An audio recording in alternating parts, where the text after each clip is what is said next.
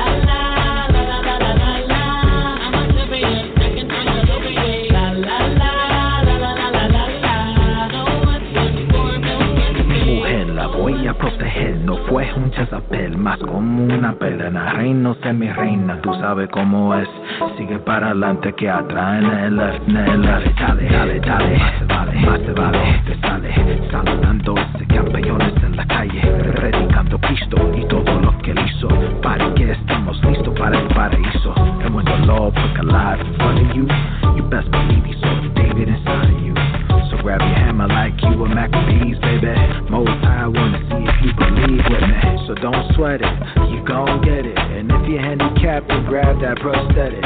And those that didn't think you could, that line gonna wish they would. Lion in the jungle, watch me fly. High, but I stay humble. The spirit for the rumble, of your grace for when I stumble. You hold them up, I watch them crumble.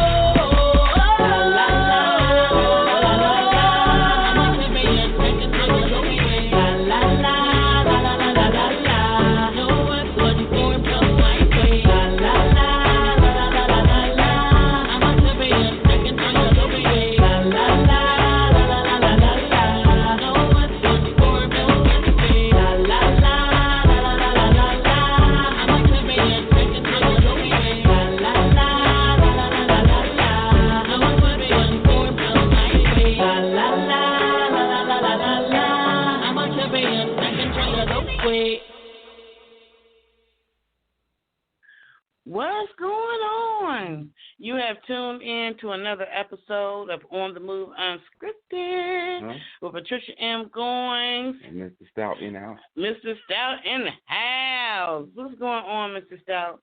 So are you tired? You look like you're tired. Well, yeah, we turned it out last night, over there at the Parkway and everything, so that was pretty good. Yeah. It was cool. I mean, it's a building process, like anything, like any business, like anything that you start. It starts slow, you know what I'm saying? We actually had two performers last night, right? But we had two artists. But one of the artists didn't want the people that he was with wasn't patient enough to wait for him to perform. Yeah. I couldn't understand that. Like, you paid to register and all that kind of stuff, but when it was time to perform, they was like, we're ready to go. I'm like, oh, my gosh. You know what I'm saying?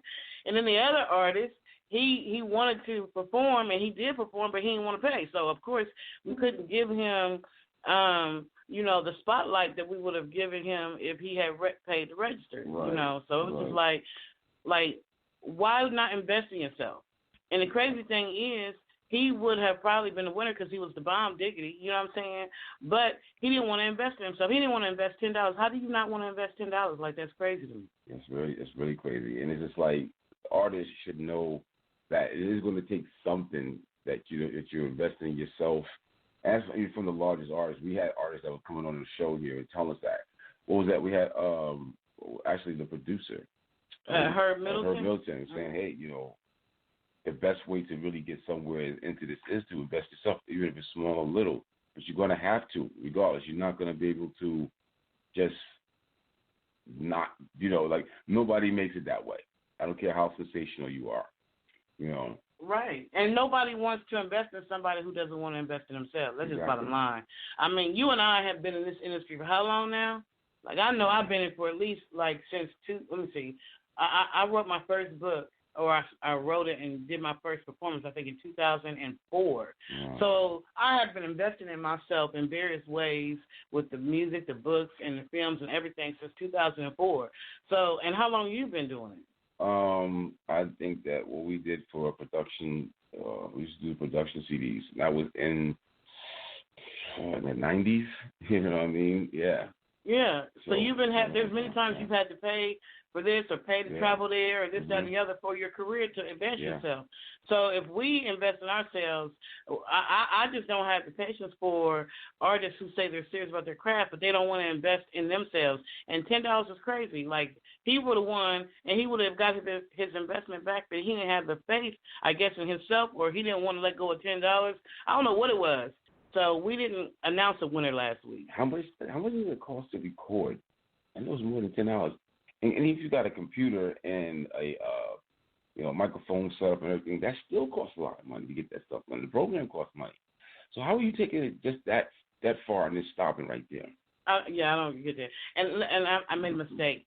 We did announce the winner last week. We had Humble Hustle, which was the bomb, and we've been promoting their music video because it was King was the name of the music video.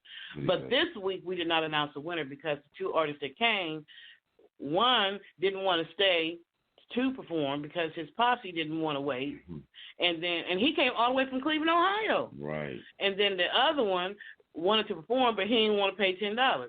So we went ahead and let him perform, but we told him, okay, so you don't want to interview, you don't want promotion, you don't want nothing. You just want to get up there and sing. Okay, fine, you know. Right. But then we can't promote you. You know what I'm saying? Because if you're not willing to invest in you, why should we take our time to do it? Because it takes time to do what we do. Yes, it does. Craziness, right? Well, we can see that the artist what we have on here tonight. No, he's not an artist. He's a filmmaker. Film director, And tonight, Christopher D Williams, you know that he had to put in a couple of dollars himself to get his movies on, on all of those major TV streaming apps like, Amazon Prime, which is incredible. So it would be good to talk to him. Yeah, he's actually on the line now, so let's go ahead and invite him in.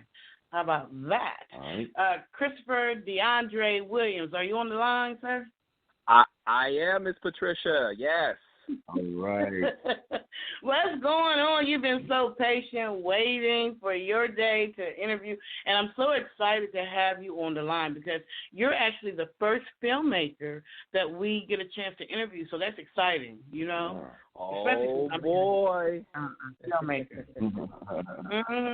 So I just want to for you to piggyback off of what we were just talking about.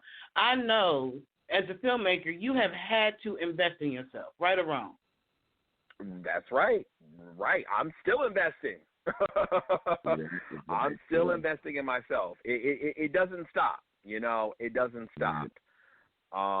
You have to. It's one of those old school sayings. In order to make money, you have to spend your money. Right. It's one of those things. We're we're in a field, showbiz where we have to invest in ourselves. Whether it's buying a new outfit, it's singing lessons, acting lessons, whatever. You can't let the dollars deter you away. You have to invest in yourself. It'll be worthwhile in the end. In fact, anybody who is in the independent industry, and I call it the independent industry because we have basically broke away from mainstream corporations or whatever, and we're doing our own thing. Right. We're not waiting for them to say, oh, you're good enough to come with us. Oh, you're good enough. Your music is good enough. Your film is good enough. Your book is good enough. Here's the check. Yeah, we're not waiting on them. We have created our own lane. That's where the independent lane comes from. And unfortunately for some, we have to, that comes with spending your money in what you believe in and spending your money on yourself, on your dream, on your vision. So if you're not willing to do that, I don't know what to say. That's it. Yeah. People have to learn, People got to learn. You know what? It's crazy. Christopher, last night, the guy that performed, he didn't want to spend $10 he didn't want to spend any money to perform, right? And I was just like, well, if you win, you get your money back. Oh, I want to buy me something to eat. Oh, okay. But I still want to perform. All right, well, I'll let you perform, because there's not a lot of people here. So I'll let you perform, but you're not going to get everything that you would get if you invested. And if you win, you get your money back. He didn't want to do it. You could have still got something. You got more stuff that went with it. So that was just bad business. So that right there, that was bad business. He could have. He could have. His hunger was for his stomach and not for his soul. Exactly. Right. So, yes, his hunger was not intact. Yeah. So getting to you. So I like to take everybody, all the guests. I have to take them down memory lane, down the yellow brick road.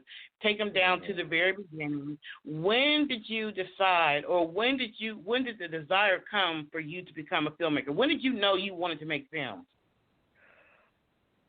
This was back in 2006, 2005. I just was asking a lot of questions. I was curious. Because I'm an actor first and foremost, so I did the drama club thing in school and high school and stuff, and then I just kept asking questions like, "Ooh, how do they do that? How do they do this? How does that happen?" I kept asking a lot of questions, in the movie world, and Mom said, "You know what? You're going to go to New York Film Academy, and they're going to tell you how to do it." So in 2007, that's what happened. My mom sent me to the New York Film Academy. I went there for a week and got my little certificate, and then I made a film there. I made a short film called Ice Cream Whipped Cream, this like 3-4 minute little short, and it was intense. That week program was very intense. They bombard you with a lot, but it was rewarding at the same time. And around that time, 2007, I said, "Yo, I want to do this. And I haven't stopped since. Yeah. Now, what does it all entail to actually make a film? Like you see people say when you watch a movie, you don't really know what it takes. As a fan of watching movies or TV shows, we just get the end result of that, but not to know what it takes to actually have it produced. Right. So you're asking me what comes about? Yeah, what it all entails. How would you start to do a film? How would you start to do a film? For anybody, how would you start to do a film? I would just start looking at films. Start looking at films. Take notes. Start looking at films, taking notes, and then go to the University of YouTube. The University of YouTube. Yes, my people. Yes. Don't spend anything at film school. No. Go to YouTube and learn. But really, watch films, watch movies, watch movies and TV, and really get your phone, get your camera phone, your iPhone or a Canon camera, and start filming. Really, that's really it. How you're going to learn is when you just start doing. Okay, yeah. So So how did you? You know what? When you talk about the Canon series of cameras, so I'm curious. Before I get into asking you some questions, because I also use a Canon. I used the Canon series, the Canon 5D, I think it was 5D, 60, 7D, to actually film my movie, This Can't Be Love. So I'm curious, who bought you your first camera? Do you actually have your own camera, or were you like a director who hired videographers to actually shoot, or were you the shooter behind the camera? It's been up and down. So I'm gonna tell you, my mom bought my first camera. Mom's bought my first camera. Mom's is always doing the most for the baby. You know what I'm saying? She really is. She really is. Everybody, cherish your mothers. Cherish your mothers. But yeah, Mom bought me my first camera. It was a regular, camcorder camera. And after that, I didn't do too much practicing with that. After that, I just kind of went to people who had cameras, and I had them shoot for me. And I had them shoot for me, and then it wasn't up until 2016. I was like, you know what? Around that time, everybody got deals off of web series. I'm like, you know what? Let me buy myself the iPhone, and I'm gonna start making my own web series. So I still, till this day, I have my iPhone 6, and I still use it. It actually just I used it to shoot one of my shorts called The Virgin Berry that just got in the Hip Hop Film Festival. So don't underestimate. Yeah. So for anyone listening, do not underestimate the iPhone. The iPhone, it does wonders. It does wonders. So you know what? Your question. Okay, go ahead. I'm sorry. To go back to answer your question, I started off with my own camera. Then I had other people. I went to DPs, videographers that shot stuff for me. Then I started shooting myself. So it was a little bit of both. Okay. So I know the one thing that I learned as a filmmaker. Now I never shot any of the footage, but I was the director, and I had to actually hire the videographers for the movie. So it was crazy, and I didn't realize this until later. All cameras are not the same. So my first camera was a DVX 100, right? We shot the first couple scenes in a DVX 100 because it took us 7 years. I don't know how long it took you to do your first thing, but I feel like it took like a generation for me to get my movie down. But I shot with a DV100, then had to come back like a year later and start filming. And at this point, I had a Canon D. And when I looked at the two footages, I'm like, oh, snap, that is not the same. Yeah. And that's how you learn. Like going back to Brother Man's question, like, you got to do. I would do your research, watch movies, watch stuff, but you only gonna really learn if you do it. If you actually pick up that camera and hit record. Right. I guess that would go for anything like that. Like if you wanted to learn how to play basketball, you got to practice it, right? Or baseball, football, or writing songs. You know what I mean? Or, performing.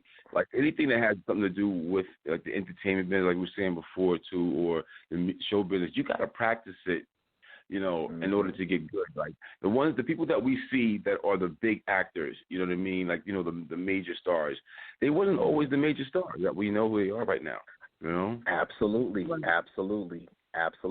Yeah. And it's crazy because I love it. It's very inspirational to me, when I see actors, big leading actors that we see now. You see them, people post pictures of them when they did background in movies. Yeah.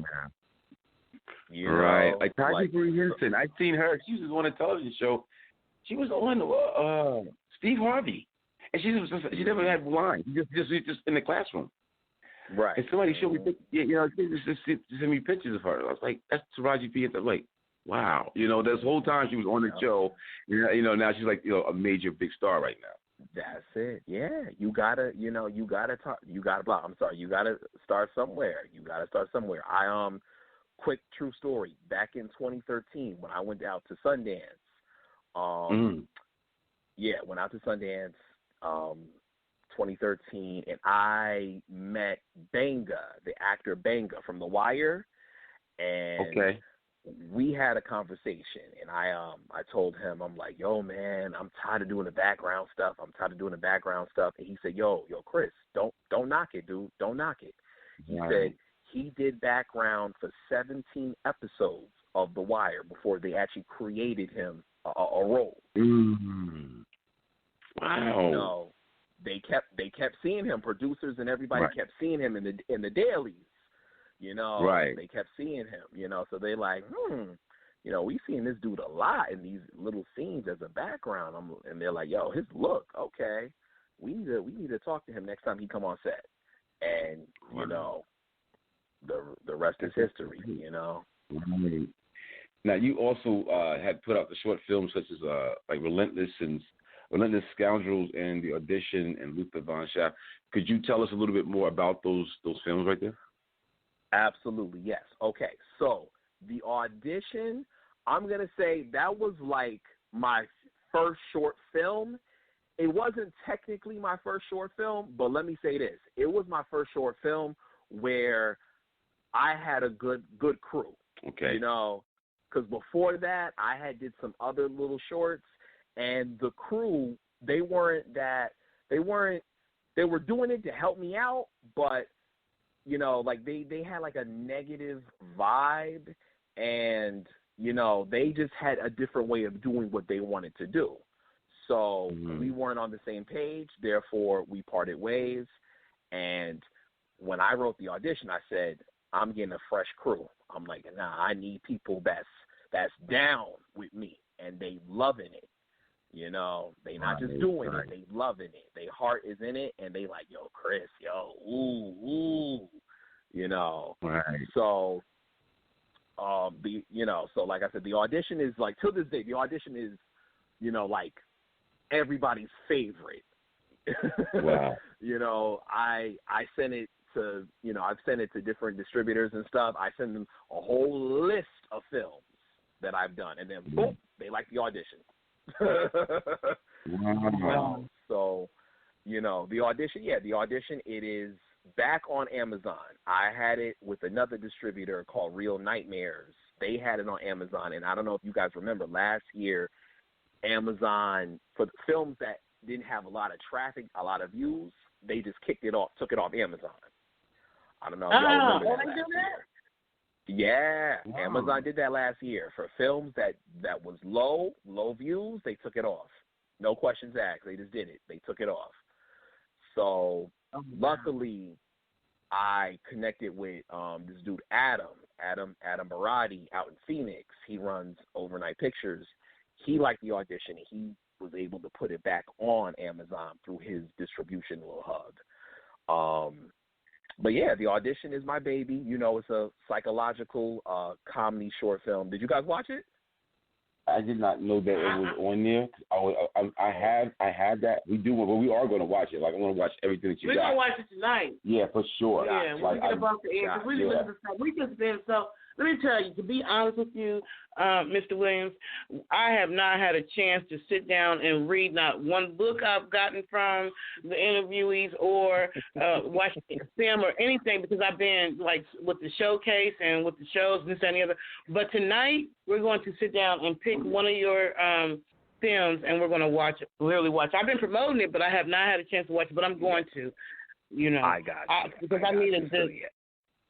Yeah, I need a good series to look at. You know what I'm saying? My brain, I need a break from all this stuff and just be able to just chill for a second. Absolutely, just chill. Absolutely. But yes, The Audition is I'm going to watch it. It's called Audition. Yeah, okay, I see it right there. The Audition. Yeah. Put that in the Put that in how can you save it so that we can watch it? I don't want. We're going to check it. I can leave it on you like that. Leave it like that. Okay. You know what? I really that would be the next step that I probably need to do with the movie. With my film, I just have not. It's on YouTube just because at that moment, that's like I don't know. I wasn't inspired to do it at that time, but maybe that's the route that I need to take it. I don't know. I haven't decided yet. But we gonna talk because I still got it. I haven't watched your stuff. I'm gonna watch it and we gonna talk. Yeah. No, so I don't feel guilty then because you ain't watched my movie either. Right. We even.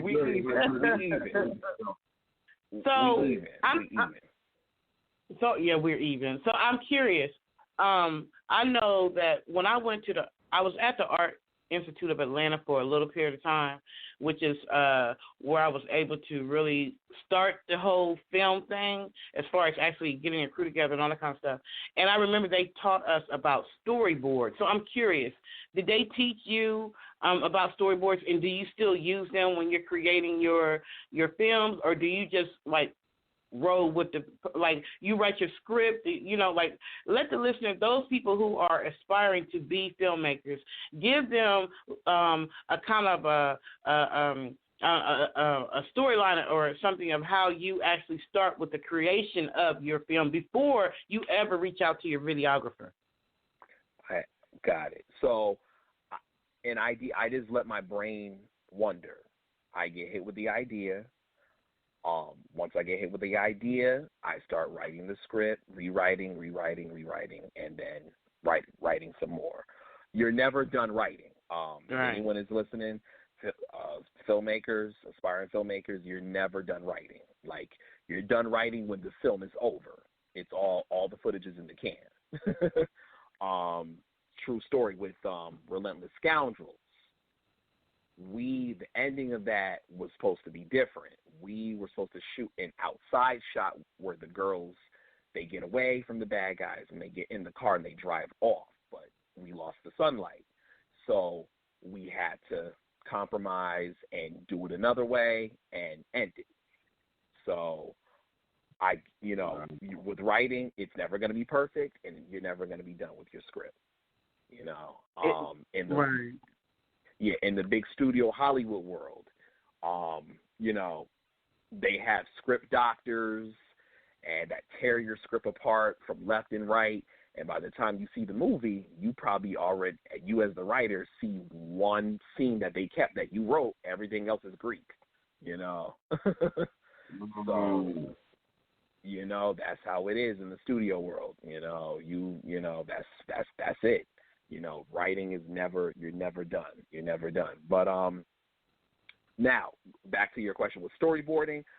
They taught us at NYFA about storyboarding, but it's not necessary, because things change. When you're on set, it's a whole different ball game.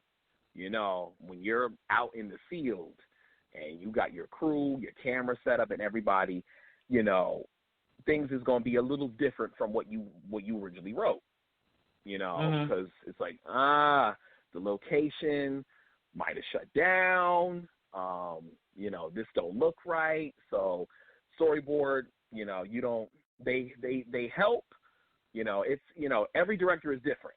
Some directors are like, yes, I want a storyboard, and other directors are like, nah, it's all right. Nope, I got it all up here. When I'm on set, I know how to construct this. Oh, wow. Yeah. For me, I don't rely on storyboarding. I don't rely on it because it's all in the head and all in my brain, and I'll figure it out. I know that for me, when I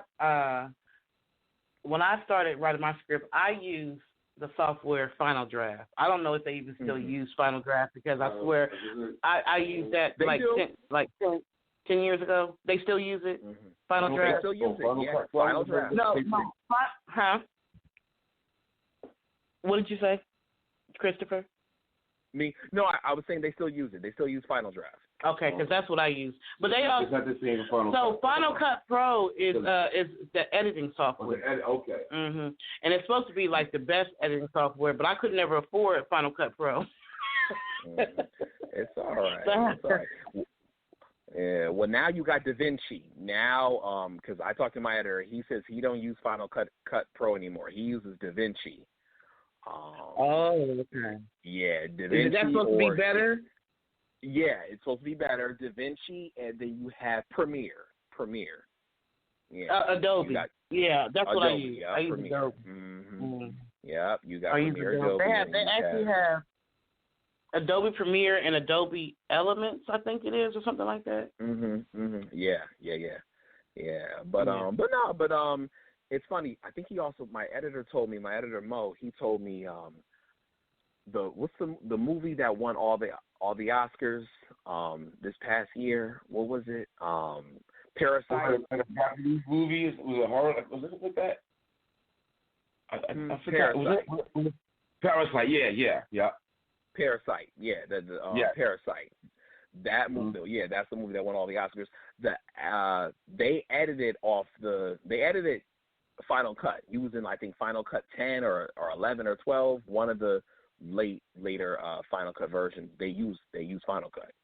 So. Okay. Yeah. So. Final Cut used to be expensive. It used to be very, very expensive to get. Final Cut Pro, and then remember when you used to just get your DVD, you just have your version for life. Now they have so many softwares where they make you get the app for a year, and it's like online. I think Adobe does a lot of that. Yeah, they do. Yeah. Mm-hmm. So I'm curious, when you got ready to choose your actors and actresses, and I know you're an actor too, so 2-part question. Because I haven't watched the film yet, so it's a 2-part question. But I'm going to. I promise you, I'm going to. Because I'm gonna write you a review on YouTube and everything. I'm gonna, because I see you have some on YouTube, and then you also have some on Amazon Prime. But when you, as an actor yourself, how did you Did you act in some of your movies, and how did you go about doing your audition? Like when the people were these personal people that you knew that you just went up to, or did you have a big audition where everybody kind of auditioned for the different roles? Like, how did you do your audition, and did you act in your own, or do you act in your own movies?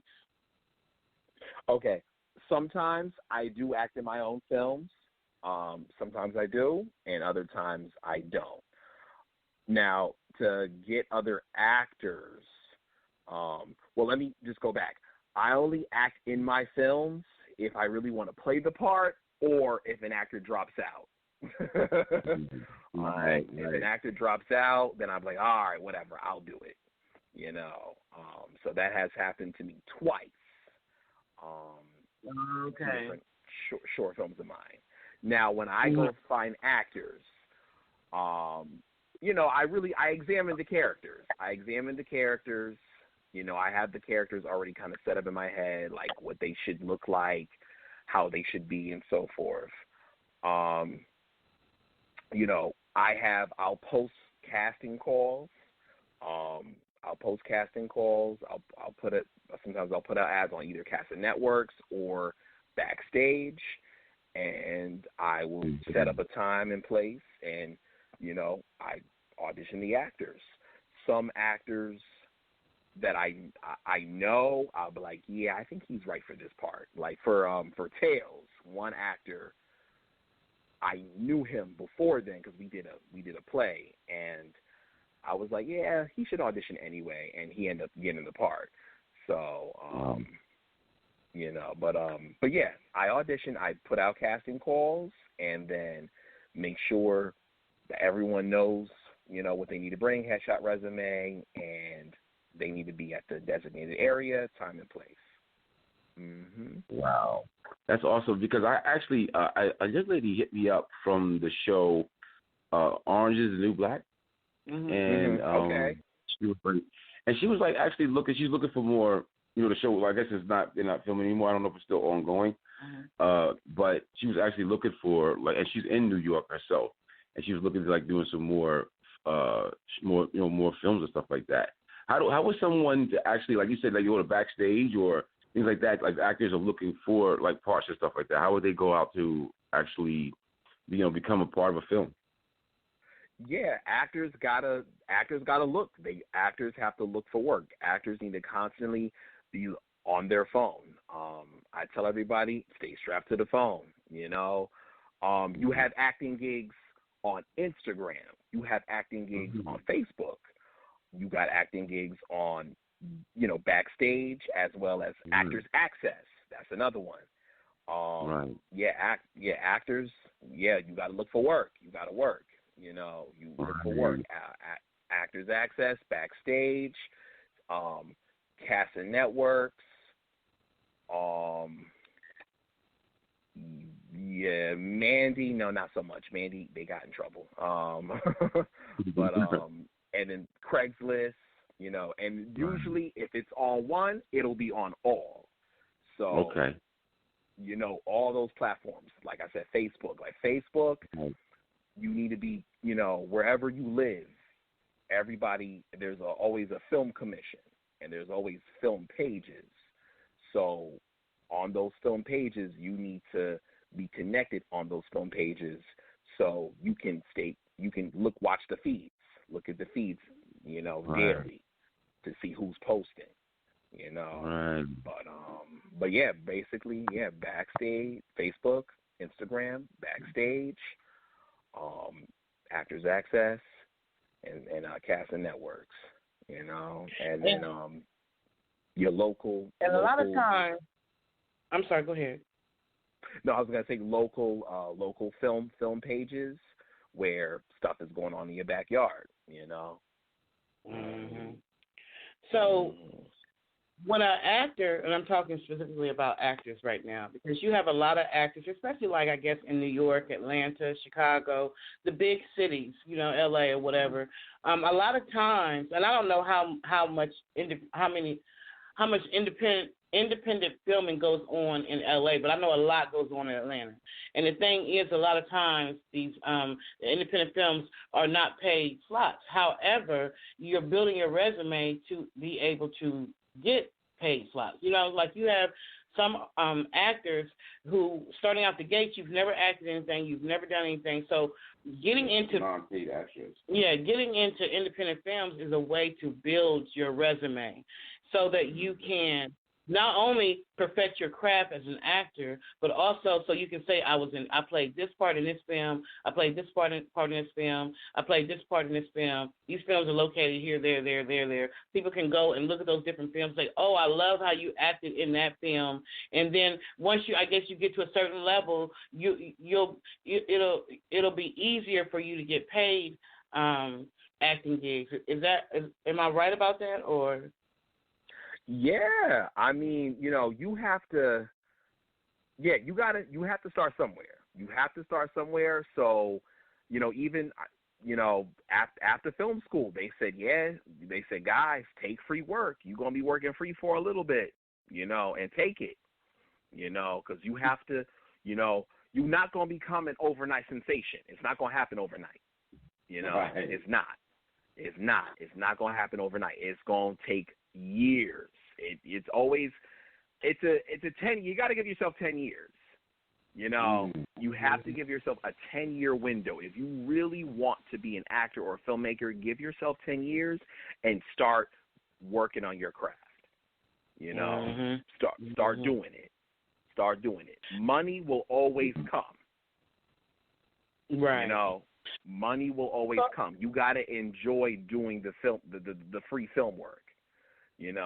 Now there's a double standard. There's a double standard because if you talk to a lot of actors, they will complain about this.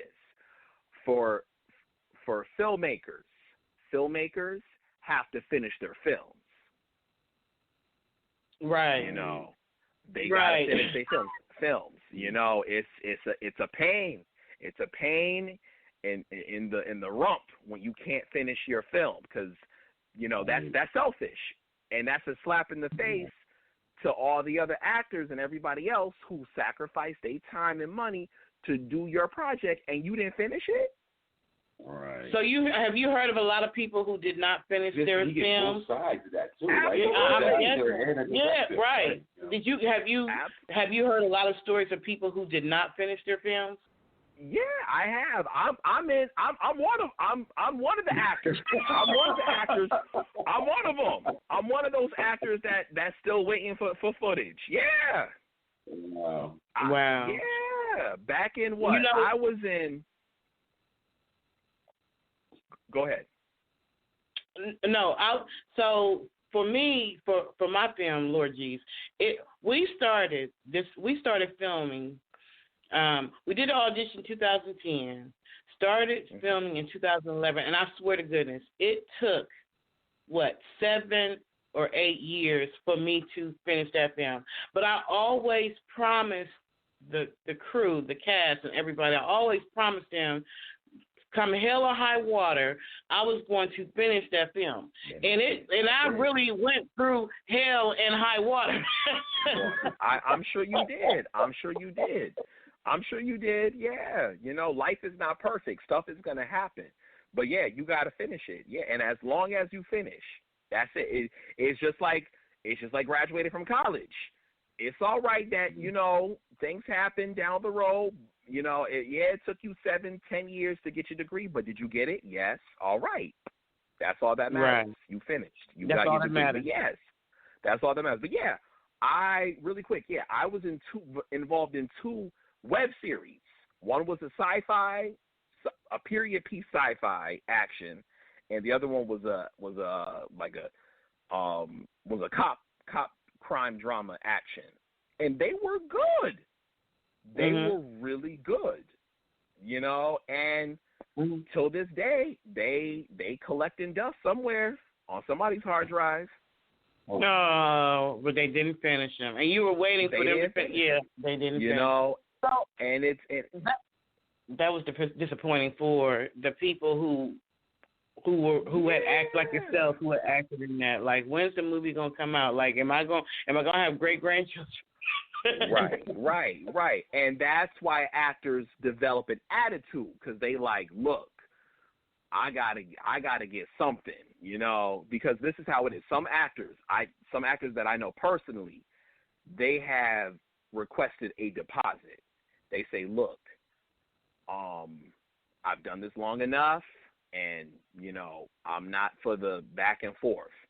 If you can pay me a little bit of money, and that'll be great for the days that I'm going to work with you. And then if you finish your film and I get my footage, I'll give you your money back. Some actors have done that, which is smart, because it's like, I don't want my time being wasted, But if you use me for free and you don't finish the film and I don't get my footage, then I'm all assed out. Right. It's a lose-lose. I lose everything, But in order for us to work, give me a little bit of money. Whatever you can. And then, if I get my footage in a timely fashion, I'll give you your money back, and we good. So in the period of time, it took so very long for me to finish my film that I think the people started getting mad at me. So they started wanting footage before I was finished, and I'm just like, I can't give you footage until the film is done. So I think some of the actors kind of lost hope and faith in me, because they didn't feel like I was going to finish it. So then when I reached out to them, like, okay, I'm finished it. If you want, you want a copy, you want this or that. But a lot of them just like, what the hell? It's been 15, 20 years. We ain't, they didn't even care anymore. Right. But I could not release it until I had finished it, and I always promised that I would finish it. Right. So do you ever give actors footage from the films you're doing before the film is finished? On my last one, I did. I did this short called Voodoo Man. On my last one, I did, and I told them, I said, all right, I'm giving you your footage, but do not, I repeat, do not put it out there, okay? I will, once it's done, then you can do whatever you want to do with it. You can add it to your reel. But I'm like, okay, I understand, because I'm still an actor myself, and I know how it is. I'll give you your footage, but do not post it anywhere online, because the film is still in post, or we still filming, so don't do that, So yeah, do they all oppose to that? Yeah, they do. They do. You know, if if you are real, sometimes when you're a director, you got to come off that high horse. You got to come off that high horse. You got to come down. We're human first. Right. Everything else is second, third, fourth dairy. You gotta level with people. But, you have to be, you gotta be a psychiatrist. You gotta be, sympathetic, empathetic. Like, okay, all right, let me work with you. That's it. You gotta work with people. I think if I was to ever do another film, I would do like what you said. I would be like, listen, you can get some footage off here, but you can't use it or whatever until it's done. Whatever. I wouldn't. But that I was new. That was my very first full feature film, and I had gone through so much, and I guess my whole focus was I'm not giving out anything because then they'll think I quit, and I'm not going to quit because I'm going to finish this film. Right. Yeah, I understand definitely, but yeah, you can if you want to get stuff in writing, then you get it in writing. Like right. All right. Let's be fair. I'm giving you your footage. Do not post it out there. You post it out there, there'll be consequences. Right, I feel you. I could take you to court and da da da da. So let's not go there. Right. But, right. But yeah. So for anybody who's listening right now, who you were part of This Can't Be Love, the film, and you want some of the footage for your reel, which I've already said this before, since I put it out, you can definitely come back to me and get footage, and I'll definitely give it to you. So I'm curious. Let me ask you this, because this is new for me, so I don't know. When you're giving out sections of the footage or whatever to the different actors or whatever, do you just give it to them for free, or do you charge a small fee to put together? Well, how do you give them their footage? Because I don't, that part I don't know. Okay, so there's different ways. I give them their footage. I can either give them the YouTube link, the unlisted or whatever, the YouTube link of their footage, or I can send their footage via Google Drive. I don't charge them. No, because, I used an actor for my film for free. So why would I, gouge their eye out for me to give them their footage? They did their thing in my film. Boom. Here's their footage. Here's their work. So then you edit each actor's scene out and put it on unlisted YouTube link and give it to them like that? Well, that or like, what I'll have them bother my editor. I'm like, go get Mo. I tell them, go get Mo. Mo, go tell Mo that you want your footage of your scenes only, and my editor will kindly and calmly send them their footage either by WeTransfer, Google Drive, or Dropbox. Okay. Yeah, I usually send YouTube links of the whole finished product to everybody. But if the actor specifically just wants their shots, then I'm like, okay, you're gonna you hit up my editor. He got you. Okay. But yeah, I don't charge anybody. No. You did my film. You were great in it. Nope. I'm gonna give you your footage. That's fair. So I want to get into Tales from the Ville, but I want to take a quick break. So in case you want to, go get you some juice, some milk, some wine, or something, whatever, and come back. We're gonna take a quick break. I want to, and then I want to come back and I want to talk about, because actually in the flyer that we had that was made for you, there's actually there's 3 films. Tales from DeVille, and then Relentless Scoundrel, and then the Voodoo Monster. So I want to kind of just like a little backstory on each one once we come back from the break. How's that sound? That sounds good. All right. Okay. So we're going to take a quick break, y'all, and we will be right back. In the house.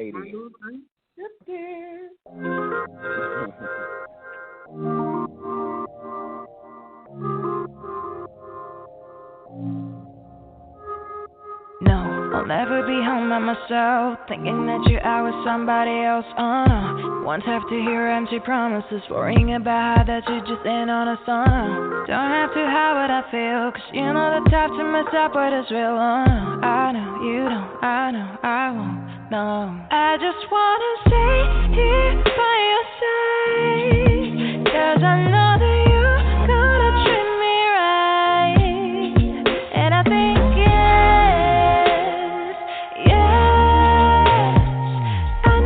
that I feel this way. It took me a while, now I'm here to say yes, yes. Gave you my heart, though and it won't break. Took me a while, now I'm here to say yes. No, I don't have to question your love. The way that you kiss me, I can't get enough. Oh, this ain't don't mean it's just stable. You always lay all the cards on the table. And when I'm talking about you, I know you never know how much I love you. No, I know you don't, I know you won't.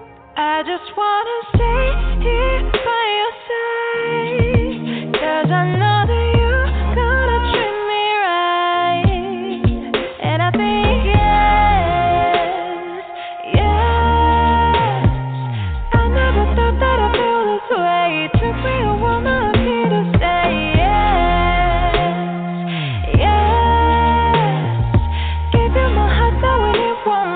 took me a while, now I'm here to say yeah, yeah, oh, yeah.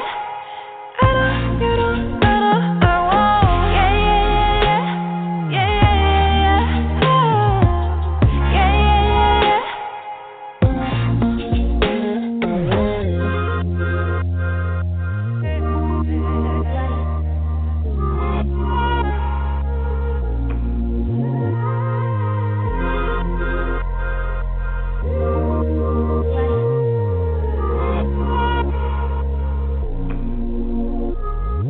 yeah.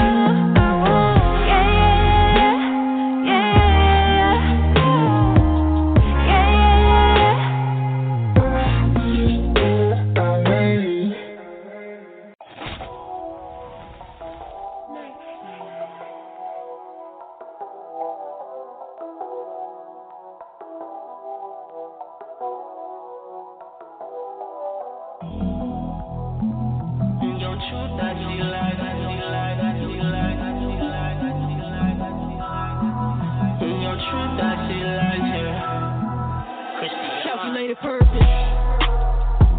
I'ma show you what I'm here for. Calculated Hershey's. Case anybody feeling worth it. It ain't no time out my day. You broke a line off a chain. Yeah. It ain't no time out my day.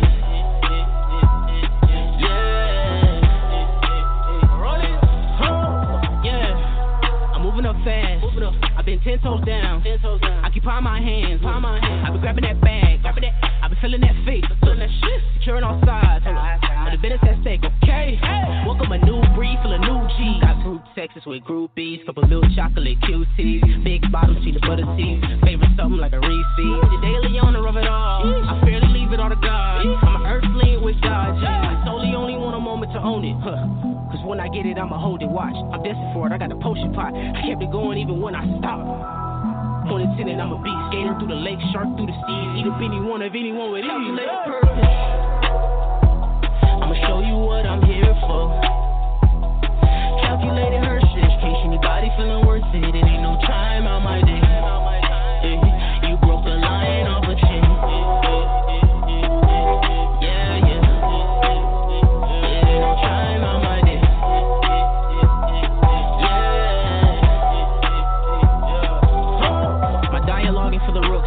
Sniper eyes on the crooks.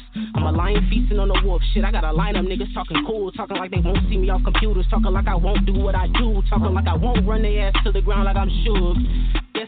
Yes night. I'm a blessed night. You got yes men and some yes dykes, alright? Shit, I got night crawlers with an aim hot. I'm the top dog, worth a K-Dot. Can't keep getting these niggas name hot. I got enough pressure to make bangs pop. Up the pressure on lame guys like all I ever asked for was loyalty. Take the head of the wolf and rest it with the sheep. Send them red dots to your red beast. Send them red dots to your red beast. Calculated purpose. I'ma show you what I'm here for. Calculated Hershey. In case anybody feeling worth it, it ain't no time out my day. You broke a line off a chain. In your truth, I see light. Yeah. In your truth, I see light. Ain't no time out my day. In your truth, I see light. Yeah. In your truth, I see light.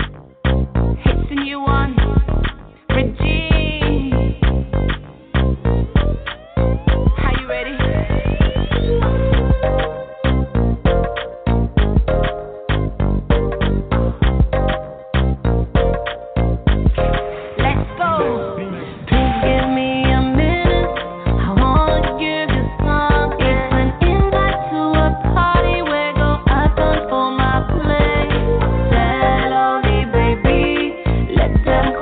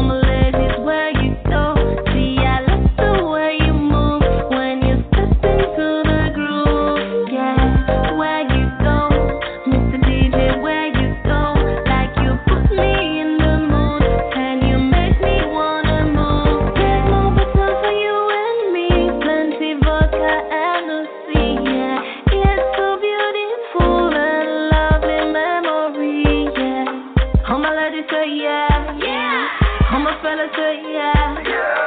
Put your hands up in the air and dance like you just don't care. Please give me a minute. I wanna give you something. It's an invite to a party where the happen for my place. Get all the baby. Let them call their bubble. Everybody's on check 'cause Mr. Ditch is on deck. Let's get busy. Body busy. Let's get busy. Body busy. Body busy. Let's get busy. Body busy. Let's get busy. Body busy.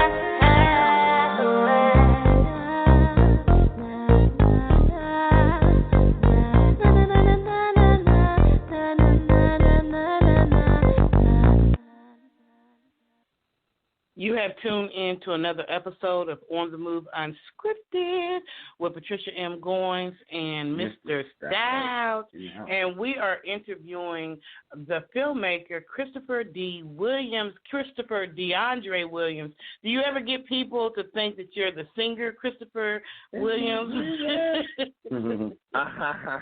I sometimes, yes, people have mentioned, like, yeah, aren't you? Yeah, I'm like, yep, I know, I'm named after the guy from New Jack City. Yes. New Jack City. I was gonna say that.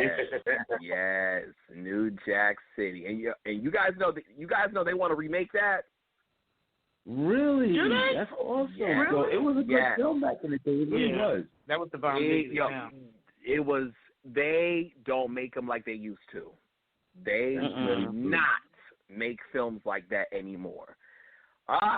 They don't, but yeah, they want to remake it. But yeah, I have gotten like, oh, Christopher Williams, yep, and I'm like, yeah, I'm a '90s baby, why not?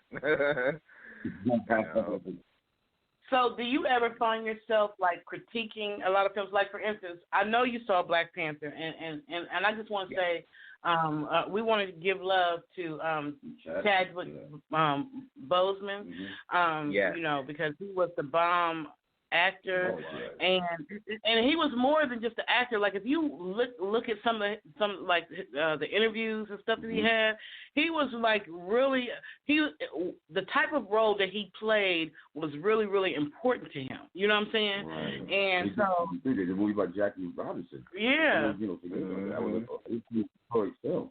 And then he did Get On Up with James Brown. Like, like pivotal type of film that was like, man, this guy was really on the money. You know?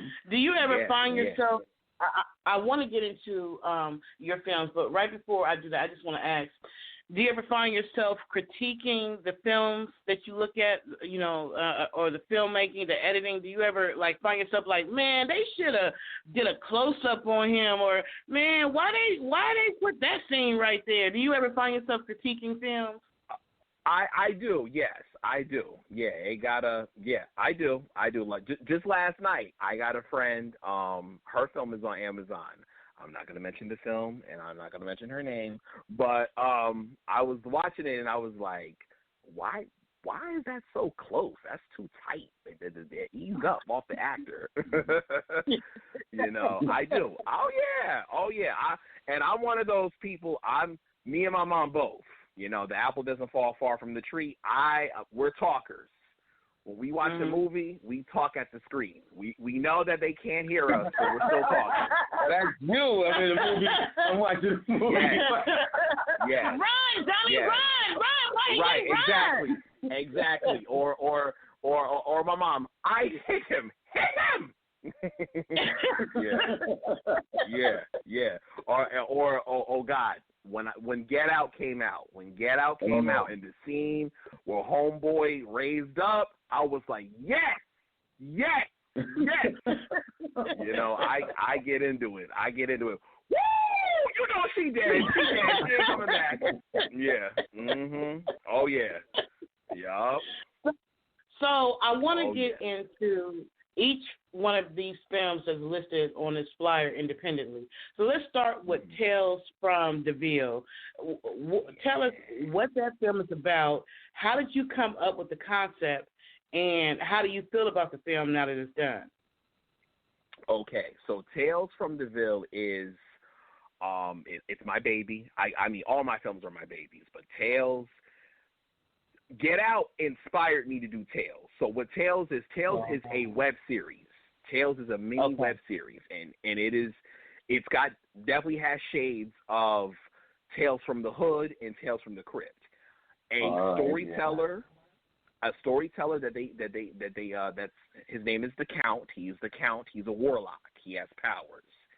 He is a warlock that lives in Brownsville, Brooklyn, New York, and he tells 3 witches scary stories. And in each scary story, it deals with some form of racism. Yes. So I did 3 episodes of that. It's still currently on YouTube for now. It got in the Newark International Film Festival last year. Yes, it was nominated Best Original Web Series. We didn't win, but we got beat by Bubbly Brown Sugar. Shout out to Tamala Baldwin. Bubbly Brown Sugar, that's another web series that you guys can check out, Bubbly Brown Sugar. But yeah, Tales is special to me. You know, it 22 actors are in that episode, are in that show. And, you know, me and my boy Mo, we did that independently. And, you know, we did it like it was nothing. You know, everybody, we did like it was nothing. You know, it was like, it was stress. Stress is what, you know? Because I think the importance, you know, people knew the message that we were trying to convey, and they knew that it was important. And then I think at the time when Get Out came out, I said, I need to hop on this bandwagon, because I'm like, there's going to be more stories like this. There's going to be more black horror stories like this where it deals with, you know, social topics. You know, it deals with social topics, you know, that day-to-day topics that, you know, we don't really talk about or we don't want to talk about, but it's there, you know.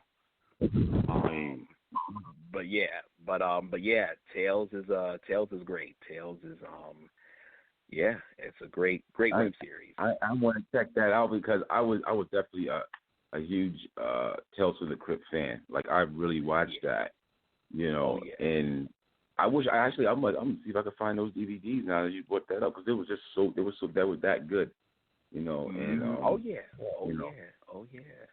yeah, and Tales from the Hood too. Tales from the Hood was great. Yeah, Tales from the Hood as well. Yes, that was really good too. Yeah. Yeah, you know, because that, you know, it's woke. They I was watching some little video, and they had like a list of the wokest black films, and that was one of them. Tales from the Hood. Yeah, it dealt with, you know, what we went through, what we still going through. You know, right? I see. Is that a category now that's in movies? Like, well, in the movie, and I seen it I watched the VMAs the other day, and it had like a section that was like for the most woke type of thing for, like, the, you know, the music out there. So is that a category now in the Oscars? Yeah. Oh yeah. I think, you know, because with art, you know, you use art to express and reflect the times. You know. Right. So, you know, we have to. We you know, when you see all what's going on, we see that there's a problem and there's a disconnect. Right. So, you know, and there's a disconnect. So using art to, you know, show people either themselves or other people is like, oh wow, okay. You know, it sheds light. It sheds light on stuff, right? You know, right. But yeah, we definitely got to be woke. Stay woke. Yeah, exactly. Because if you sleeping, man, you know, people can tell you anything and you believe it, and it's like, nah, man, that's not true. You know. Right. Yeah. Now, all your films have I see that you are like a horror fan, like you throw the horror type style on it, but all the rest of your films like Relentless Scoundrels or the audition, of course, but like Luther Von Straff or the Voodoo one as well. Yeah. So my stuff is kind of, if my stuff isn't horror, it's either crime or action. You know, Luther Von Straff that's action. That's more. Okay. That's action. Think of like a modern day Shaft. You know. Okay. Yeah. A modern day Shaft with a little bit of Django. Okay. Wow. I've actually just posted the first 3 episodes of Tales from the Bill in the Language Industry Group, and I'll actually I'm putting them there so I can go back and watch them from the first one to the second one to the third one. So I'm not going to ask you too much about the second or third, but give us a little bit of insight into the first episode. So the first episode is definitely important to what's going on. It is a black man who was unwoke, and that's the title of the episode, Unwoke. He is a Trump lover. He loves Trump, and he does not identify with other black people. So yes, he is visited by an old spirit who's like, okay, if you can't join him, if you can't beat him, join him. I'm going to fix you. We're going to see how you like it now. So yes. Yeah, episode 1 is definitely, you're in for a ride, And I think the sad thing is that we, they're, not to get too political, that we know, or there are black people who kiss up to Trump, and it's like, no. Right. Yeah, it's crazy. Yes. But, so do you have other films that are on YouTube? Is Relentless Scoundrel on YouTube? Is that Prime, Amazon Prime? No. Relentless Scoundrels is Prime. Prime TV. Prime is a streaming channel. It's you have Prime, and Relentless is also, it just got on FilmMaker. FilmMaker is a website that has gazillions of films. So I can send you all the link for Relentless Scoundrels, but that just got on FilmMaker. Yeah, send me the link for you said, spell that. You said Opt. Yes, Prime right there. Oh, okay. OPP. Oh, yeah. RIME. METV. Yeah, Prime TV. Okay. Yes. Yeah, and then FilmMaker. Mm-hmm. Yeah, and those are so Prime TV and FilmMaker is a place where people can go and look at a lot of different independent films. Yes, correct. Yep, correct. Mm-hmm. Okay. Yeah. Awesome. With Prime, you gotta create an account and register, subscribe, pay for a little subscription, and then you can watch as many films as you want. Mm-hmm. Okay. So now let's a little bit about Relentless Scoundrels. Like, what is that circling around? So Relentless Scoundrels, that is very Quentin Tarantino-ish. Porn stars are on the run from hitmen. One of them, right, man. Yes. One of them, well, all of them. The girls killed a guy who has strong connections to the mob, so they in trouble now. Oh wow! I want to see that one. Yeah, I'm gonna have to look that.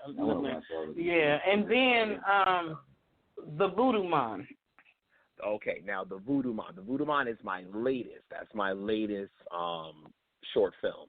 So the Voodoo Man, that is still going to festivals. That's still going to festivals. So we'll see about that. But I can send you the link, the unlisted link for Voodoo Man. So Voodoo Man is a young girl gets bullied at school, and she commits suicide, and she is brought back from the dead by a voodoo priest. And when she wakes up, she wants to get back at her bullies. Yeah. Oh, wow. See, that's some deep stuff. That's not, you know what I'm saying? You got to be creative to be coming out with that kind of stuff. You know what I mean? So I know that there are a lot of authors, book writers, who would like to either have book trailers done, you know, it's kind of like, you know, or want to turn their books into movies. So are you open to helping, you know, and I'm sure I know there's a fee, without a doubt, because you're not going to have a movie made for free. I understand that you authors don't come at them talking about, can you do this for me, and, you know, in exchange, you know what I'm saying, I can send you a Mickey D sandwich, something like that. No, you're going to have a budget to have your film done. However, have you been open, or have you ever been approached by authors to actually turn their books into movies? Not yet. No, not yet. No, I have not. Open to it? Would you be open to it? I would. Yeah, I would.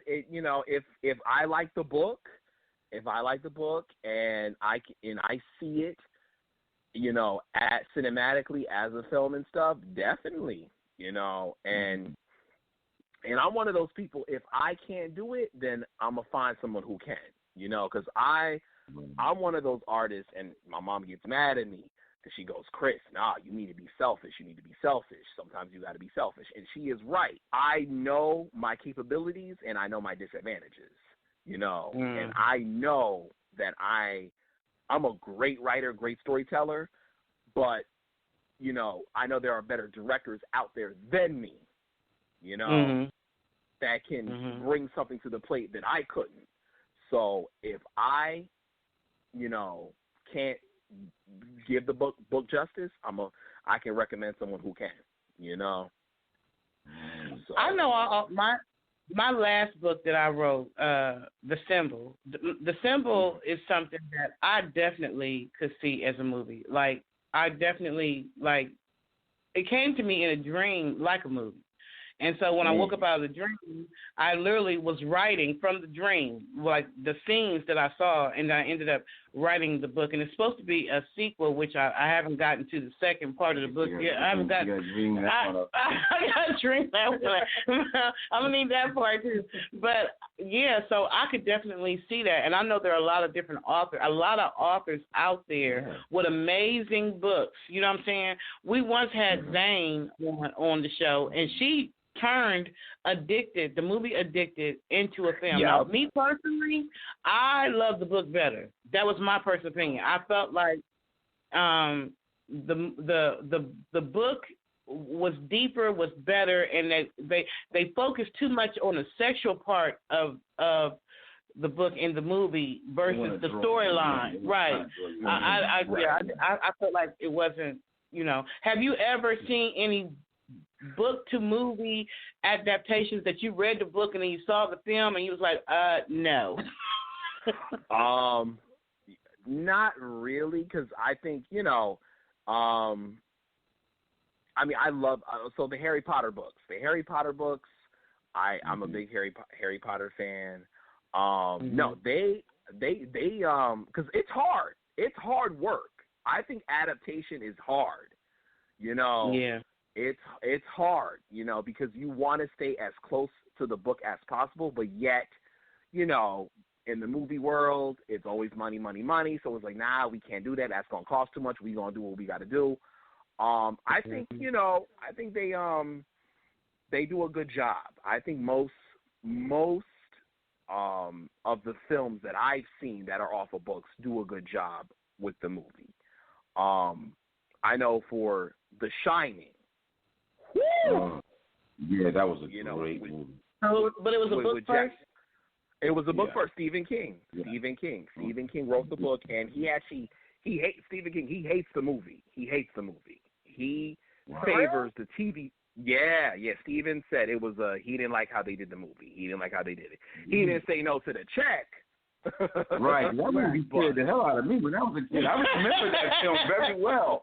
I remember that movie very well, you know, and it was just like, man, it was just so panoramic with the shots they would use, and then it was like, you know, like how the way they move it was like this small family in this gigantic mansion. Right. Yeah. And Kubrick, he did that. They did that. They did that. And then I think people want to be entertained. People want to be entertained. Because people. The majority, not everybody, the majority of people, they hate reading. So it's like, let me watch the movie. And then they could be like, oh, my God, whoa, So, yeah, but yeah. I found it, it was kind of challenging for me to turn the book into a film script. Because, like you said, you're trying to figure out, like, most, if anybody doesn't know, when you're doing a script, every page is a minute. So you got this 200, 300, 150, however many pages your book is. You got all these words, these description words, all these things that you have to bring. You have to bring this book to life in the person's mind because they can't see it. So, the words got to bring it to life. So you're trying to get all that into a 2-hour or a 90-minute film, and it can be challenging, especially if some things are expensive and they're in different locations and all that kind of stuff. And like you said, you got to have money for these different things. Right. So it is. I think it is. It is very challenging. I took a film adaptation class back in college, and I was like, nah, it's hard because it's like if you want to do your original screenplay and direct it yourself or whatever, fine. But if it's a book, it's a medium. It's based off a medium. You gotta. It can be hard. And then for short stories. And you definitely got to read the book. You can't just skim through it and think you're gonna write a script. Like you got to read that book. No, so you can read it. Yeah. Right, you got to read it. And then even for short stories, you have to fill it up. For short stories that aren't necessarily a book, they're just short stories, and you want to adapt that and make it into a motion picture. That's some real holes to fill, Like, for example, There Will Be Blood. I don't know if you guys saw that. There Will Be Blood with Daniel Day-Lewis. Yeah. That was a short story. That was based off a short story, and Paul Thomas Anderson, he had to crank out 90 pages or whatever to make up for this short story, Right. So for me, when The Color Purple was a book first, and then they made it into a movie. I didn't understand the freaking book. It was too many symbolism jumping around and stuff. I didn't understand. To me, the movie was better than the book. Although some people feel that different, but for me, I didn't understand. Like it didn't hold my attention. Yeah. No. I read the book, and I think after me watching the movie The Color Purple for like the 700th time, and because it's a classic. And they also want to, I don't know if you guys heard, they want to remake that but put it as a musical for a movie. Oh wow! I think that might can kind of work. There was a lot of music that was music that was in there that went with the film like pretty good. Right. Have you been thinking about doing any plays or anything like that? Any plays? Yes and no. Like more like one man shows. Yeah. Okay. But I could do it as a film. I could just have like a one man film or whatever. Well, but yeah, because I want to do. Yeah, I do want to do something where it's political, it's social, and it's But I think I'll do it as a film. We'll see. But yeah, I love the stage. I love the stage. I love the stage. I love the art, y'all. I thought they did things out there in Century Park like that. Do they still do that out there? Like they have plays out there? Or I know they was going to stay in the park. Last year, pre-COVID, exactly. they did. Pre-COVID. Yeah, I went to a Shakespeare. We call it AC. BC. Before Corona. That's what Kenny calls it. BC. Exactly. Yes. Yes. Exactly.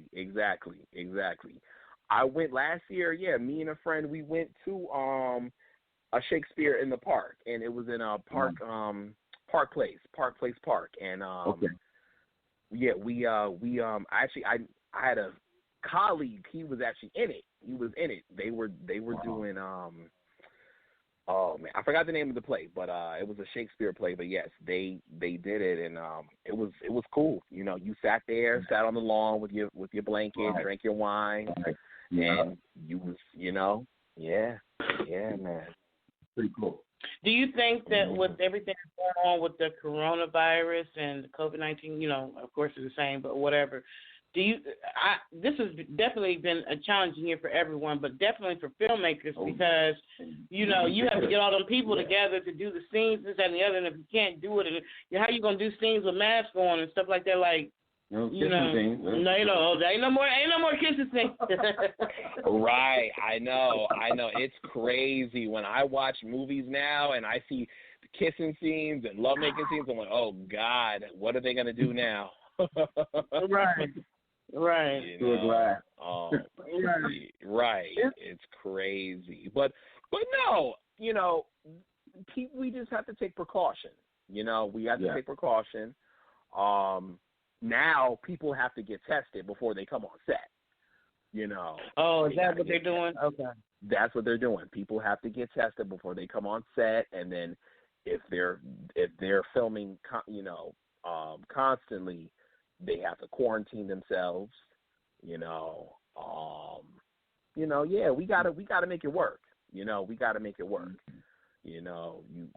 What about movie theaters right now? Like, I know a lot of people are kind of skeptical about going. I know they're slowly opening some of the movie theaters, but people are doing the drive-throughs, drive-ins. Which I think is pretty cool.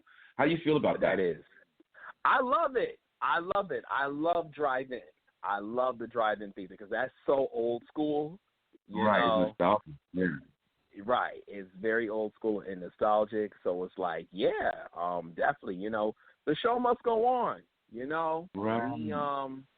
We still gotta move, we still have to move. We can't let this pandemic, don't even start because you already know we can go there, Christopher. I feel you, boo. Right. We can't let it stop us. So, we have to use all of our resources, right. Whether your film is streaming, whether your film is in theaters. I love the movies, going to the movie theater. It's nothing like it, Right. It's nothing like it. But unfortunately, because of the whole COVID thing, it's all. I know. It's not, it won't. It won't be the same. I know that in Atlanta they still have an old theater right there off of Moreland Avenue. I think it's Moreland Avenue in Atlanta. They still had a theater that they a drive-in theater that they never tore down. So whoever still held on to that, like, damn, the drive-in's coming back one day. Grandpa been saying it for 30 years. It's about to happen. So in New York, I see doing the pop-up. They got pop-up films of doing pop-up films everywhere. I seen somebody start doing a pop-up film on rooftop, which is just blew my mind. And I'm pretty sure people are going to be doing stuff like that. I seen the one with the boats, people on the boats. People are on, like, in the parks and stuff like that, like, where they're doing different films, and I think they're going to do stuff like that. Like, drive-ins are going to be the thing that's going to kind of come back again. But then slowly but surely, people will start going into the movie theaters again, though, as well. Yeah, that's it. You just got it right. So social distance yourself. You got to sit, like, probably, 2 seats apart from somebody, Right. Right. No more sitting next to each other unless it's your significant other, your wife, or your spouse. But yeah, we sit next to people no more. Scream at the film though, like, Johnny. You can't do that. You can't. Oh wow. But you're right. I agree with you, Christopher. We can't stop living. Like, for a couple of months, it's like the whole all of the United States just stopped. It was just like standstill. you know, and it crippled the country. You know what I'm saying? It did. So it did. How do you feel about them saying that another wave, maybe, which I don't even know how they know when the next wave is coming. I ain't figured that out yet. But about another wave coming through in October. How do you feel about that? Just, you know, we just got to stay prayed up. We have to stay prayed up and, you know, stay creative for artists. Artists, stay creative. You know, artists, stay creative. Like, this is definitely the time to start making content. Like, okay, you can definitely get your camera and film empty streets. You know, you can do some I Am Legend type of films. I know, Manhattan or downtown in Broadway. I never seen anything look like that in my life. I'm from that area up in Jersey, but when my family's showing me what 42nd Street was looking at, I was like, it looked like I Am a Legend. You know what I mean? Like, right. There's nobody really out there. It's like, it was a ghost town. Right. So, you know, you gotta stay creative. You know, you gotta stay creative because, you know, I said it before. I posted it on my Instagram. I said, yo, when this thing is over, quote unquote over, man, people gonna have stuff. It's like, yo, what you do during quarantine? Shoot, I did 2 albums. What you do? You know, you gotta find work that you can do in the downtime. You know, right. And not like stay stuck on the news and paranoid, and you can't even do nothing because you're scared about what could be, you know, because the things that are not in your control, they're not in your control. So what do? You live in fear? No, you can't live in fear. We have to keep moving. We have to keep producing. We have to keep doing what we can do while things that we can't control are happening. And just like you said, pray that God covers us as we go through it, because it is what it is. You know what I'm saying? That's it. Absolutely. Yeah, and moves is still being made. That's the thing. People still getting signed. I had two colleagues. They got signed to the same agency. I said, you see, look at that. People still moving. This corona thing, and people still moving. You know, still moving, still creating. You know, I think that, like you said, when this is all over, you know, you'll be able to look and see, okay, so this is what they were creating during that downtime, or this is, you know, I think a lot of amazing content, a lot of awesome millionaire companies, a lot of stuff has been created during this COVID-19, and there's probably going to be a lot of COVID-19 babies, you know what I'm saying, because they've been a lot on lockdown. Right, oh yeah, you already know that. Yeah. So definitely. If you could film in any city, like, have you ever wanted to film outside of New York? Is there any cities that have been on your horizon, like, okay, when I get an opportunity, I want to do a whole movie in this city or that city? That's a good question, and you know what? That has never dawned on me. That's a good question, Ms. Patricia. But that has never dawned on me. Like, oh, I gotta film there. No, no, I can't. For right now, I have to say no. There's no place that I can think of that I want to film. You know, for me, you never thought about Atlanta? No, I haven't. No. I haven't. No, I have not. And I haven't been to Atlanta in a long time. But no, seriously? For me, yeah, it's been a minute since I've been to Atlanta. But for me, when you look at my films and stuff, I'm more, locations is not a big thing for me. It's more of character. My stuff is character driven. You know. I want people to look at the heart and mind of that character, you know, and that could be anywhere, you know. That could be anywhere. Heart and mind. Have you ever had to work out? Like, have you ever been able to film in places that outside of just someone's home? Like, for instance, when I did the Love House I don't know if you remember the BET Lens on Talent contest. Do you remember that some years ago? I do. I do. So I had a film that I entered into the BET Lens on Talent contest called The Love House, which came from my second book. This is while I was at the Art Institute of Atlanta, although I wasn't there long enough to even be saying the name. But and we were able to get locations, like they allowed us to film at Fulton County Jail out in the parking lot. We had a nursing home that allowed us to turn one of the rooms into, a hospital bed, room or whatever. So have you, with some of your films or whatever, have you had to make negotiations or things with trying to get certain locations within New York to film, or are most of them kind of like in homes and it hasn't been that much of a challenge? Yeah, most of it is in home. Most of it is in home. I know that the lazy part of me don't like to go through the headache. And it can be a headache. Right, and it can be a headache. Right. Most of the things that I filmed are more in home. I've either filmed at the actors, or one of my friends let me film at her house, and we do it.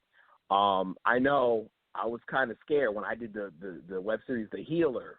I filmed that on a subway. In the normal world, and what you're supposed to do, you're supposed to have a permit if you're filming on the subway. Right? In the normal world. You're right, but if you don't see no cops, it's late at night, then whatever. Right, yeah. They could, cops can stop you if they want to be like, hey, what are you doing? But no, there's no cops. It's late at night. Dr. Anne Marie, the one who comes on, she got the show, and then she comes on Thursday for the roundtable. She actually posted something where they were I think they were doing a music video? Yeah. And right in the middle of it, they were right on the streets, regular streets, and here come the police. Right. His officer, what? You know what I'm saying? And she did a little live, like, they coming bothering us, and we ain't even doing, we just filming, But they were, like, harassing them a little bit, I think.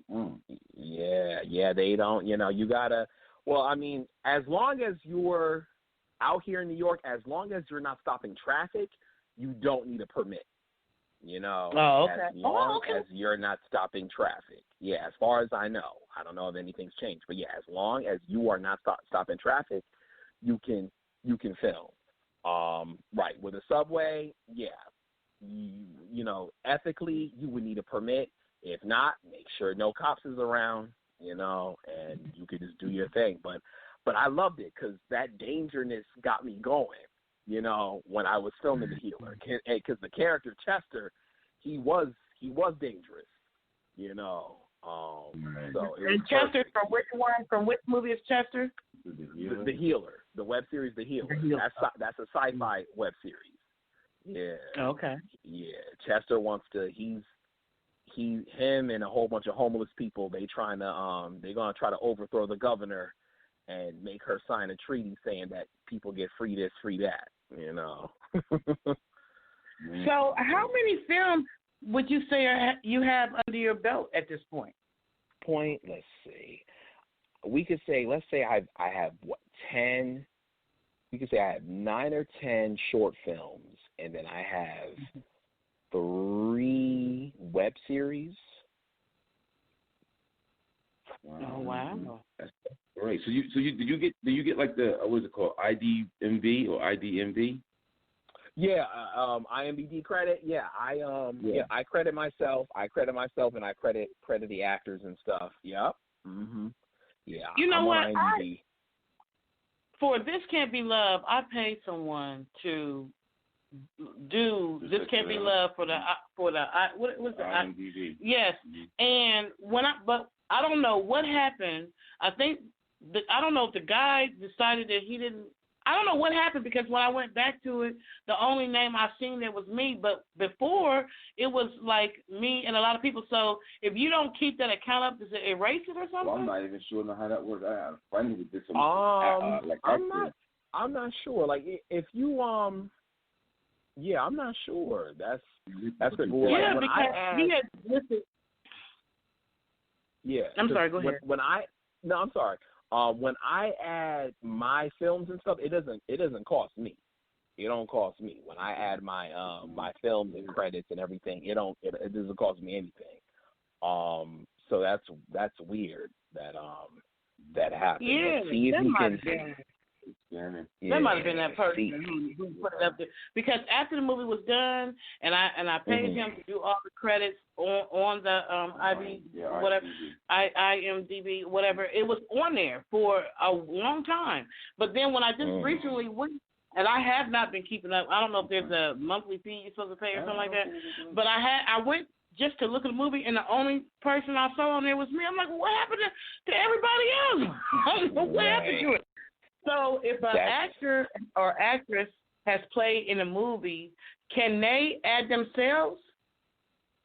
They can, yeah. They can add themselves. I mean, it's best if you do it, but because it's one of those things, filmmakers offer to actors, hey, you'll get food, you'll get copy, you'll get credit, IMDb credit. So if the filmmaker is offering that to the actor, then that's the filmmaker's responsibility to give IMDb credit to the actors. So it was not something that I actually offered. However, it's something that I did, but I just don't know what happened to it, because when I went to the movie, I didn't see it. Yeah, I'd have Try to go back contacting them. Try contacting IMDb. There's support in the support contact. Tell them the title of the movie and tell them, hey, explain to them what happened. Like, hey, everything was up. Now I'm the only person. Could you explain what happened?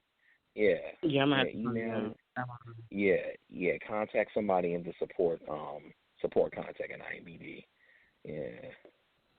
I know a lot of people ask me, "Are you gonna make another film?" I don't know if I got the patience. I had to have some big money coming at me. I don't know if I can do that again. I'm about done with that. It's all right. Hey, it's not it's not for everybody. It's not for everybody, because you gotta want to do it.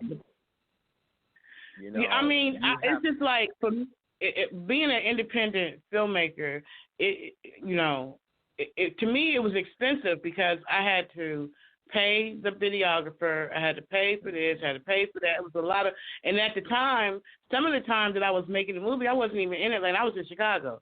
So I had to fly down, I had to get different locations. I put a lot into it, and I just don't, for me personally, I would have to have, somebody has to give me some money to make another one. I don't think, I just don't, and I got a lot more books, but I Right, I hear you. Yeah. I understand. Yeah, it is. It's an expensive art. Filmmaking is an expensive art, but you gotta,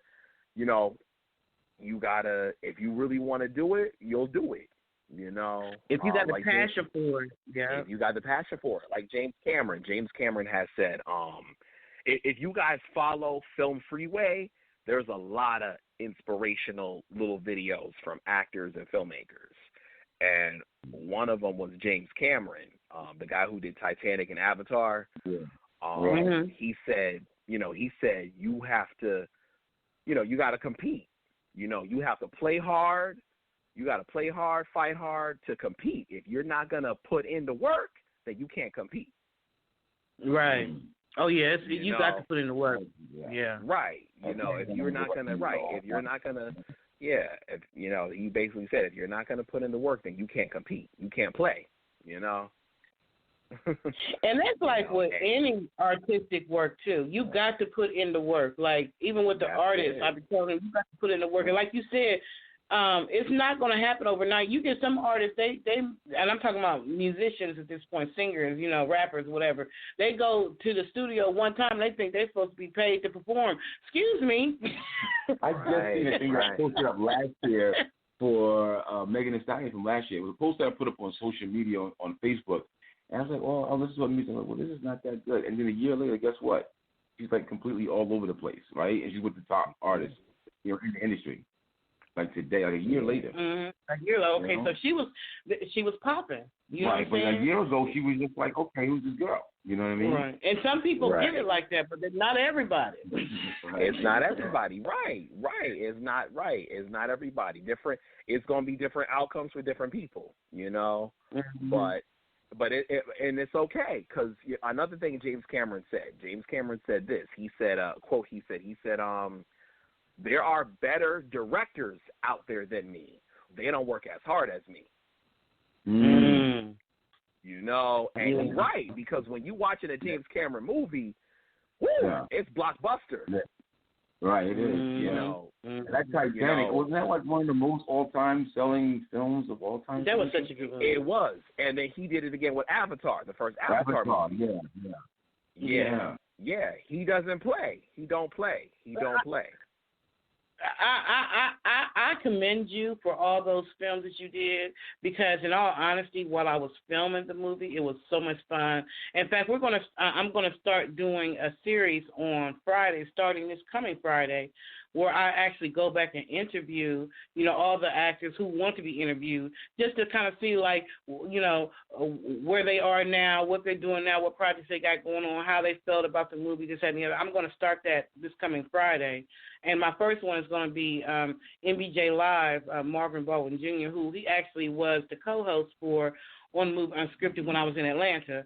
So he played the father in the movie. So I'm going to go back and we're going to start just interviewing the different actors and crew members, or whoever wants to be interviewed, and just kind of see what they got going on, see if they're still acting, if they, because not all. Sometimes actors just get in it for that one film and they're good, they done, they just want to do that.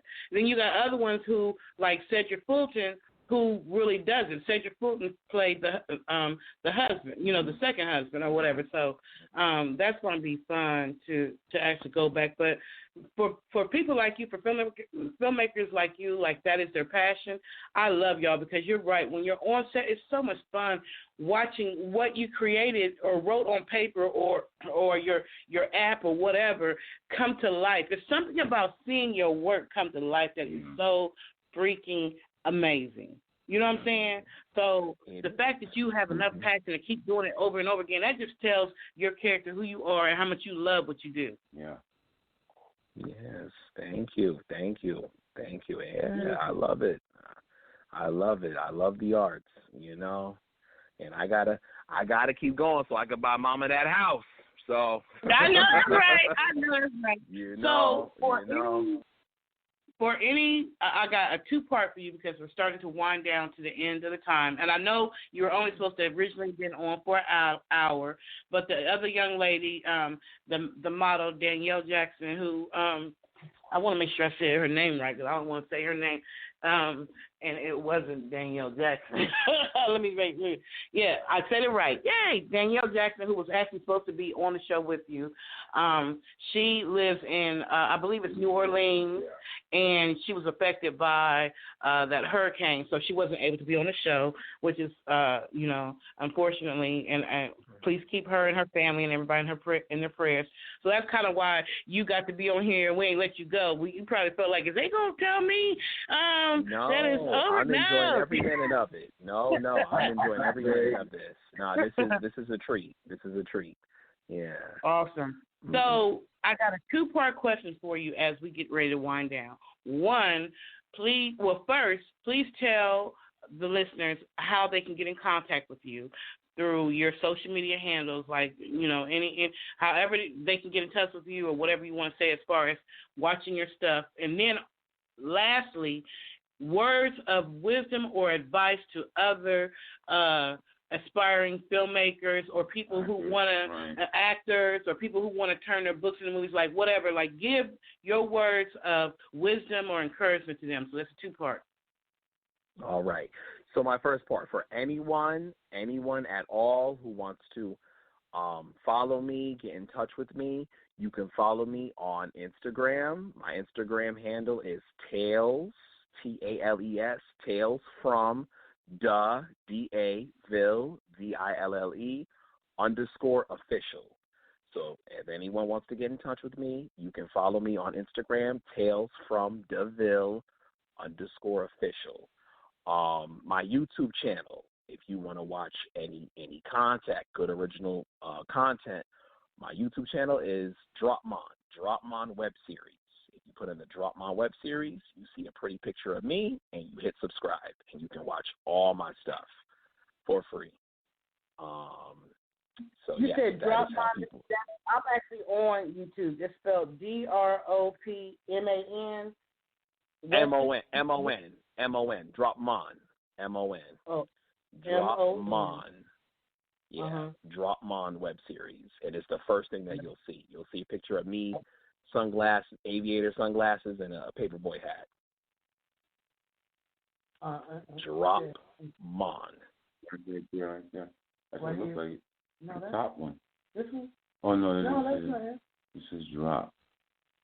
Oh, did I put the? Oh, I forgot to put the mon. Okay. Dropmon. Let me look at that. Oh, I see. Oh, look at you looking all cool and stuff. I am actually already subscribed, but I'm going to make sure I put the little bell thing to make sure that when you put up something new, that I'm one of the first people to catch it. And I'm going to watch your stuff. Like I promise you, and I'm going to write a comment because I feel like, writing comments under when you watch something, it helps other people, and also it's just like giving you a compliment, and letting you know that people are checking you out. Yeah. Thank you.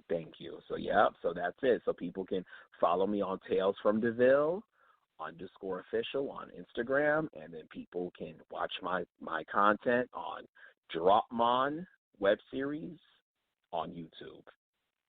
DROPMON. Prime TV, Amazon Prime, and Filmocracy.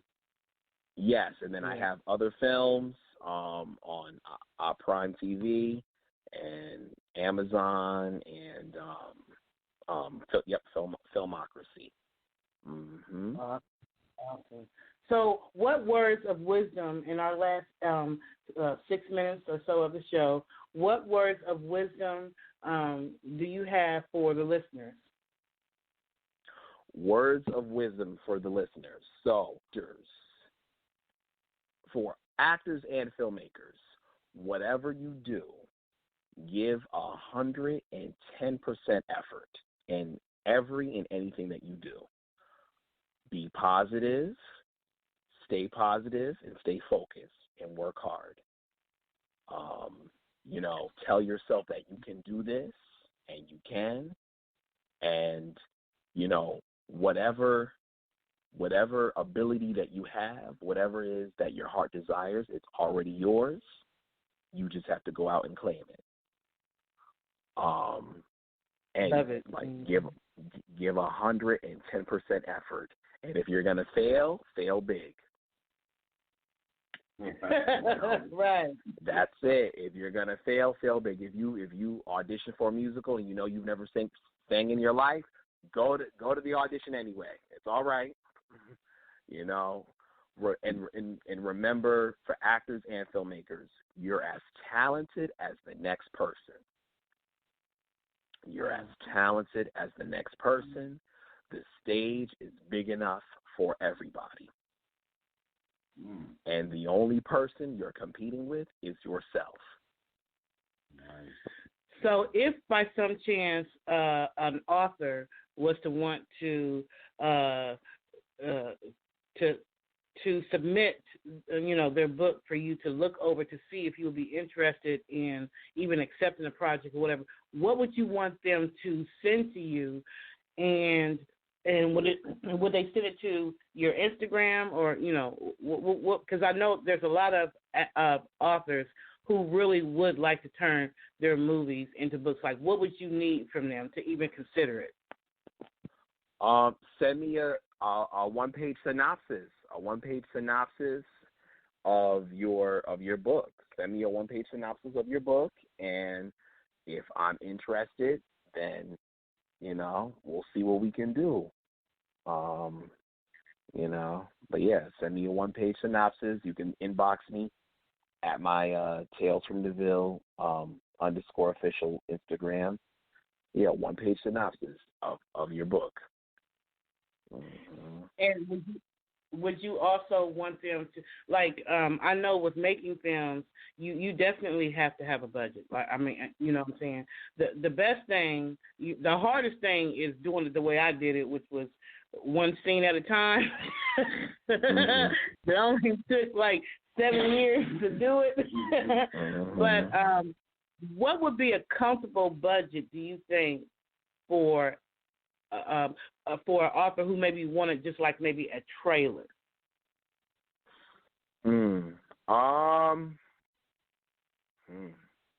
That can always be determined. I'm not going to throw a number out there. You know, that depends on, you know, how they want their trailer to look. You know, is there a specific look that they want their trailer to look like? That depends on the actors. That depends on the location and, you know, transportation costs. So, you know, that you know, it depends on what it is that they, you know, how good of a trailer do they want their trailer to be? You know, because if they can do it themselves, they can. You know, iPhone. You know. Right. But you know, if they want quality this, quality that, then they have to find out what prices they can go to for different people, because different cinematographers and DPs charge different prices.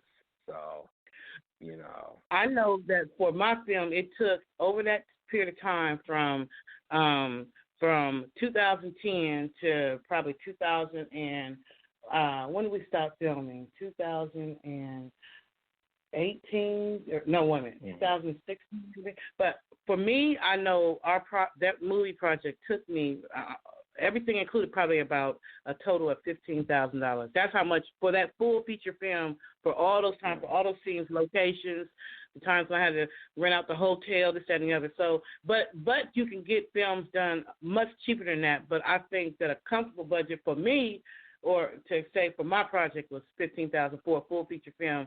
But I'm sure that for a short film, it's a lot less than that. And it just depends, like you said, locations, travel time, where it's going to be at, all that kind of different stuff, and what you have to go put into it or whatever. So just to give, you know, somewhere between, for me, I would say comfortably somewhere between $3,000 to $15,000 for what you need as far as filming, you know.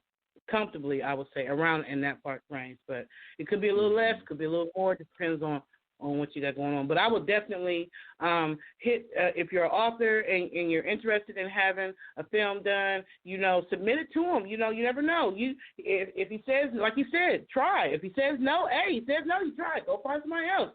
But he might just say yes, and you can already tell that Christopher D Williams is someone that when he picks up a project and he says he's going to do it, it's a done deal. He's giving it his all. So you know what you're going to get is quality for sure. No doubt about it, hands down. Yeah.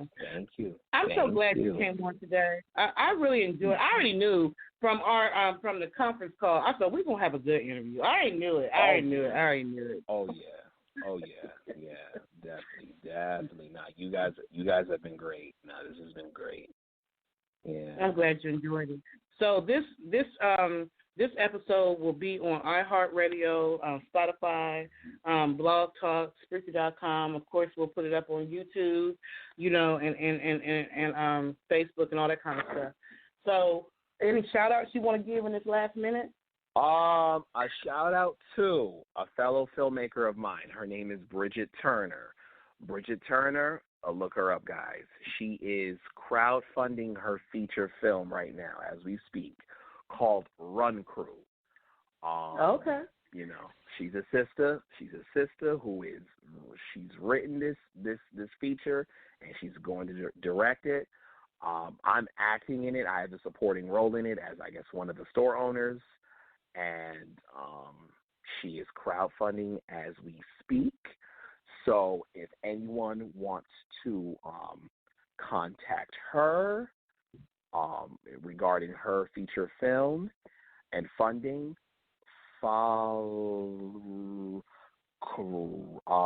hit her up, Bridget Turner, at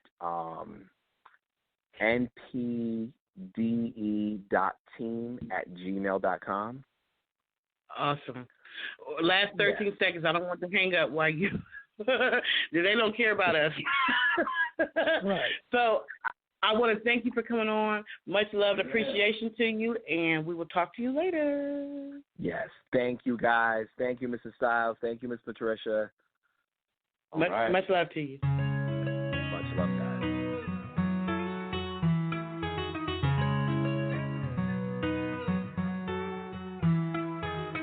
Through the years, there were times I felt like I was losing my mind. Never thought I'd get to this place where I'd find the peace inside. In the darkness, I found my light. I found peace in the tears I've cried. Now I've got a million reasons for life. We can rise if we don't fall, nah, nah. If you're low, now lift your head higher. What's yours, no one can take away. Thank God in every way. Now I see better days. Better days, only better days, better days. We can rise if we don't fall, nah, nah. All the pain, it made me grow stronger. I see better days, only better days, better days.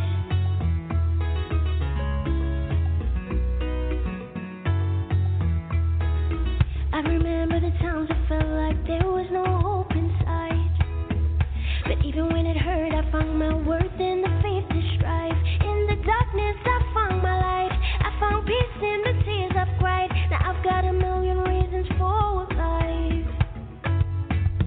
We can rise if we don't fall, nah, nah. If you're low, now lift your head higher. What's yours, no one can take away. Thank God in every way. Now I see better days.